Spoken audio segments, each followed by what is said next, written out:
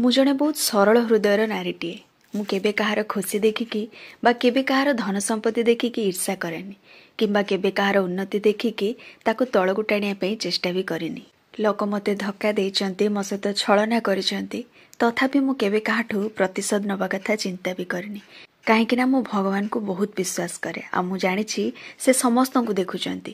ସମସ୍ତଙ୍କର କର୍ମଫଳ ସୁଧ ମୂଳ ସହ ଦିନେ ସମସ୍ତଙ୍କୁ ଫେରେଇବେ ଆଉ ସେ ଯେତେବେଳେ ଫେରେଇବେ ମୋର କାହାଠୁ ପ୍ରତିଶୋଧ ନେବା କ'ଣ ଦରକାର।